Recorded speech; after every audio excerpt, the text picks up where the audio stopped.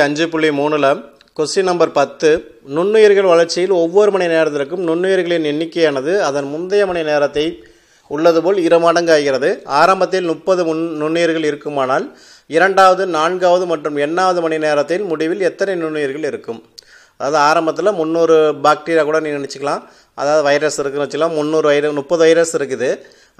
1 மணி நேரம் கழித்து பார்த்தோன்னா 2 மடங்கு, அப்போ 30 60,000. ரெண்டாவது மணி நேரத்தில் அப்படியே தொடர்ச்சியாக ஒவ்வொரு 2 மடங்கு ஆகிட்டு இருக்குன்னா ரெண்டாவது மணி நேரம், நான்காவது மணி நேரம், எண்ணாவது மணி நேரத்தில் பாக்டீரியா நுண்ணுயிர்களோட எண்ணிக்கை என்னென்னு கேட்டிருக்காங்க. இப்போ தீர்வு கண்டுபிடிக்கிறோம். இப்போ ஃபஸ்ட்டு ஸ்டார்டிங் ஆரம்ப நிலையில் 30 பாக்டீரியாக்கள் உள்ளது, அதாவது நுண்ணுயிர்கள் உள்ளன அப்படின்னு சொல்லிடலாம். அப்போ பாக்டீரியா ஒவ்வொரு மணி நேரம் முடிவில் 2 மடங்குன்னா அப்போ முதல் மணி நேரத்தில் எவ்வளோ இருக்கும்? 60 பாக்டீரியா இருக்கும்.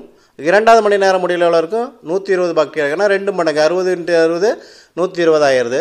அப்படியே தொடர்ச்சியாக போயிட்டே இருக்குன்னா இது என்னவாக இருக்கும்? ஜிபியாக இருக்குது. ஏன்னா கூட்டுத்தொடரில் இருக்காது, மடங்கில் இருக்கிறனால உனக்கு என்ன இருக்கும்? பெருக்கு தொடரில் மட்டும் தான் இருக்கும். பெருக்கு தொடர் வரிசையில் உள்ளது. அப்போ ஏ 30, ஆர் 2, ஏ 30, ஆர் 2. அப்போ இரண்டாவது மணி நேரம் கேட்டுக்கிறனால இரண்டாவது மணி நேரத்தில் ஏற்கனவே சொல்லிட்டோம் 120ன்னு சொல்லிட்டோம். அப்போ 120 இரண்டாவது மணி நேரம் 120.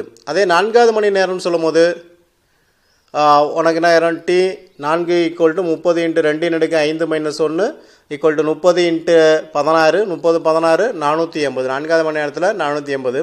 அப்போ எண்ணாவது மணி நேரத்தில் பார்க்குறோம். எண்ணாவது மணி நேரத்தில் பாக்டீரியாவோட எண்ணிக்கைன்னு பார்க்குறோம்.